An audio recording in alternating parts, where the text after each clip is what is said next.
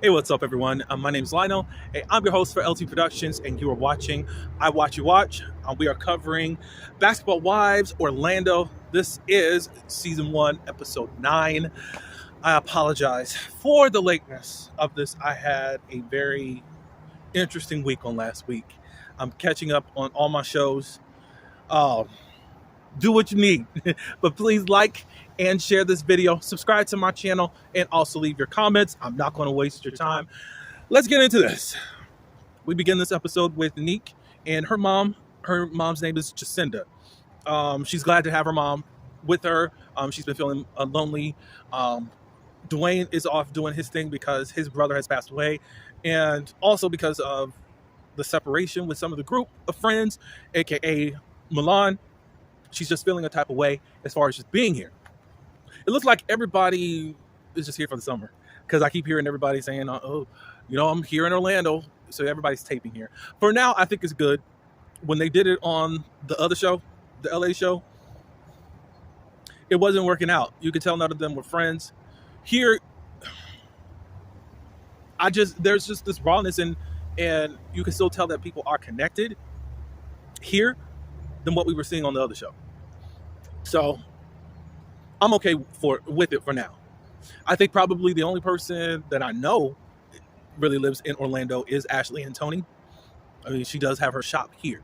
So I think everyone else are kind of immigrants. I don't know if Megan actually moved here or not. All right, so she's just telling mom some of her woes in regards to all that. And Jacinda said, you don't have Milan? She said, no, I've been hearing that she's been talking about me and about my business to other friends, and I just don't know what to think about it right now. So Jacinda said, well, maybe she doesn't know how to properly be a friend. And she says, I just want you to get back to you. Nick starts to cry a little bit. I want you to be happy. Talk with Milan. Maybe you got to set boundaries. I mean, that's cool, but it's, I guess for me, do what you need to do, Nick, but I don't trust Milan. So that's where I'm coming from, where I'm just hesitant on even saying what the mom said. But then all of a sudden, it seems like at the end of the episode, she starts saying exactly what the mom said. So I'm like, interesting. Interesting. Okay, so we move on to Megan and Nikki. Nikki wants to meet with Megan to discuss why was her ex-boyfriend for at this event. Megan said, it wasn't anything about you. I was doing this for my broadcast. I needed a particular type of person there. Nikki does feel like it was a little bit messy. At least you could have given me a heads up. And she said, yeah, I could have, and I apologize for that, but it wasn't any type of ill malice. Then Megan moves on the conversation, talking about, well, I'm hearing about others within the audience trying to, Ashley saying, she was talking about the show. She was asking why was I here? This is not good entertainment, and I'm paraphrasing right now, and all that. So some of the ladies did have something to say about it right there in the audience. It's like, if you know Megan, then you should have been prepared as to what was going to happen at the show. Just saying. But it's like, your level of messiness, Ashley, all of a sudden is what, lower than what you see with Megan? Okay. So anyways, Nikki just has it as water under the bridge, and Megan and Nikki are cool. All right, so we move on to Morgan. Morgan's sister, Lisa, who is her younger sister, visits her. We find out that Morgan's really dealing with something heavy. She does update her on the Eric drama. She said it's not really even about the money, per se, and the child support. It's that he's abandoned them and don't even want to see them. Morgan has abandonment issues. We do know how she's felt about her father. He chose his other family over them. So it's been a lot for her. She said that she's feels herself going in a dark place. She said that she's been at this place before, and she tried to deal with it alone and tried to commit suicide. Lisa, who could just tell what's going on with her without even saying anything, was telling her to come here. She wants to hug her and all that.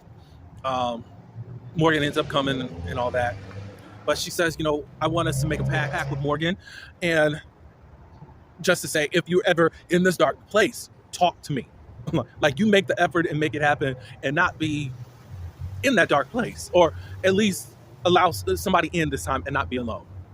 And I'm going to skip over because I guess for something that they wanted to do as symbolic, they're going to get matching, or not matching tattoos, but tattoos of each other to solidify that that she's going to share whenever she's in a bad place.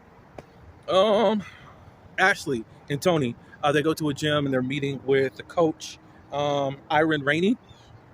They're trying to find out how the setup of the whole basketball camp that they're going to be having is going to be between the ages, the grades of 5th to 8th graders. So you're looking at like 11 years to 13 to 14-year-olds being there.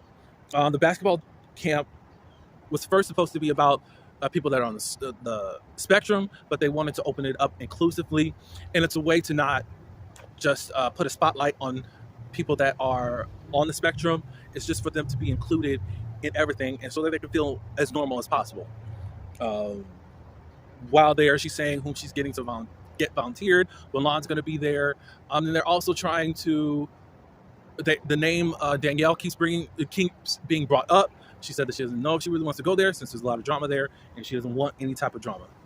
Understandable. Megan, Lindsay, and Nikki. Lindsay has invited Megan and Nikki out just to bond, I guess, because Megan wants to first get to know Lindsay a little bit better than what she does know of her, and how things did start off as being messy. She's like, eh.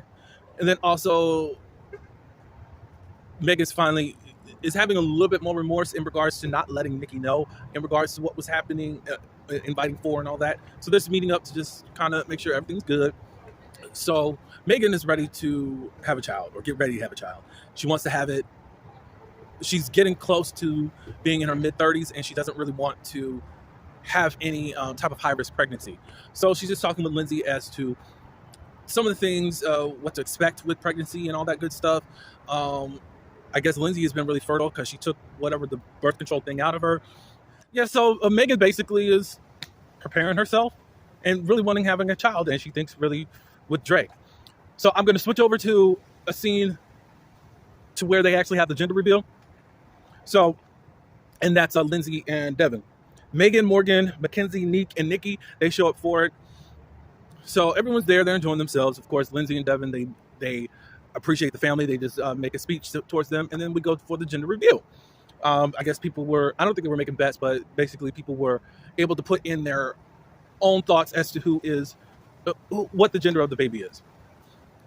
I'm trying to figure out how it goes, if y'all giving out your medical records to some of these people or what. But anyways, so they go outside.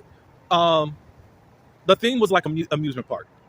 So with this Ferris wheel, it's more towards the nighttime, and it lights up, and it is pink for a girl. So congratulations to Lindsay and Devin. All right, so now Ashley, who has been hesitant on contacting Danielle for this event, ends up contacting her. They meet, and of course Danielle is quite skeptical because you're the ops, all that good stuff, everything's warranted. Danielle does say that when she actually arrives there. I know that we're on opposite ends right now, so I'm quite nervous as to what you have to say. So Ashley invites her to the basketball tournament. It's for children who are on the spectrum and not on the spectrum. And Danielle asks, who's one of the coaches. Iron Rainey, she says that's my coach. So yeah, she said that she's able to put the differences aside because the main focus and goal are the children. And I agree with Danielle. Go ahead and do your thing. We found out a little bit later that Danielle's been trying to contact Ashley, and Ashley has not been available. She did want to report, hey, this is what's going on, da-da-da-da-da. So Danielle does agree to come and facilitate with the children that are there. So it's the day of the basketball camp. It's called Beyond Boundaries Basketball Camp. That's ran by Tony and Ashley Snell. I think everything went well. Of course, Milan was there, Mackenzie. They had only their stuff in their confessionals. Ashley wanted everything to be controlled. She said, hey, if anything looks sketch or whatever, come to me and I'll make sure everything is, you won't have to worry about it by the time I'm done dealing with it. I just don't want anything to get out of control. I think the only thing that I noticed is that I only saw male boys there.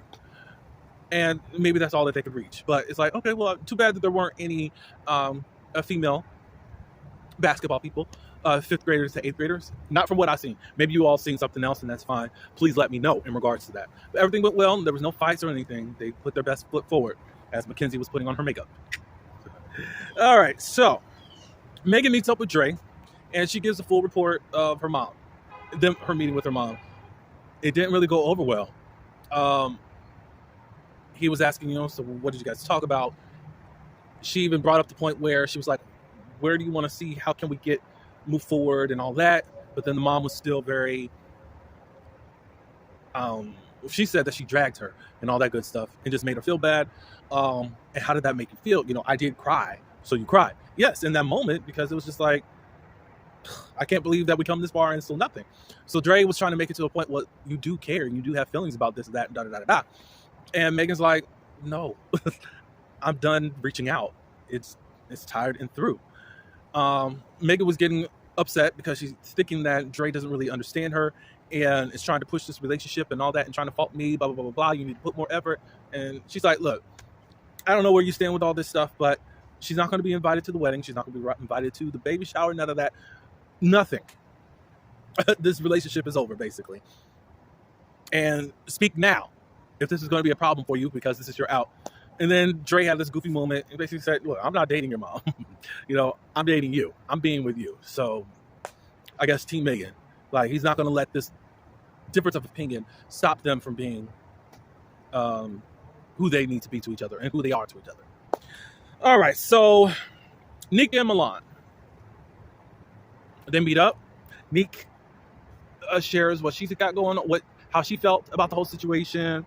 Milan just says that she feels like that people are just twisting up her words and trying to pit them against each other. And then in her confessional, she just believes that everyone's just jealous of the friendship. I don't believe it. I really don't believe it. I really don't believe it. And then she ends up saying that, I don't have that many friends and don't really know about friendship. I said, for real? So so the mom and you are saying the same thing. Was somebody feeding her something? Because it just seems too good to be true that it's just like, oh, okay. So now you know that you don't know how to be friends with people. So you could have been saying stuff that you shouldn't have, but now you know. But she says, I take responsibility for what I have done, blah, blah, blah, blah, blah. So Nick just says, don't talk about me to anyone. You have something to say to me, say to me. Da, da, da, da, da. So they make up all that good stuff. And it's just water under the bridge again. I still don't trust Milan. And I don't think nobody was twisting anything. We heard a little bit of what she said, but I would love to hear everything that she said. Sorry. All right, so the ending scene, Danielle's coming from her lawyer. And as part of like a custody agreement or trying to get custody of the children, Danielle and what's his name, Rashad, come up with this separation agreement. And it kind of helps with custody and I guess child support too, I think. Right now, Rashad is playing dirty. And he's pulling up old texts and conversation, trying to say how hostile she is to him. And he's ready to pull out this restraining order and bar her from seeing the children until they actually get into a courtroom. He's trying to take the children right now. So we get the ending scene where she's trying to call Morgan. She's like, I've been trying to reach her. As far as someone who's gone through the same thing, I would really like a support from my friend. And she has not gotten it. She had been picking up the phone and trying to call her. We see messages of her trying to text Morgan for days and all that good stuff. So I hope it's not deep. Hopefully that they can actually get back together. I know that there are scenes where Morgan is fighting with Danielle, physically fighting. So I don't know. I don't know if they can come back from this, but hopefully that they do. But we got to see what happens because it's not in the next week's episode. But please give me your thoughts on what you think. Like and share this video and subscribe to my channel. And until the next one, peace.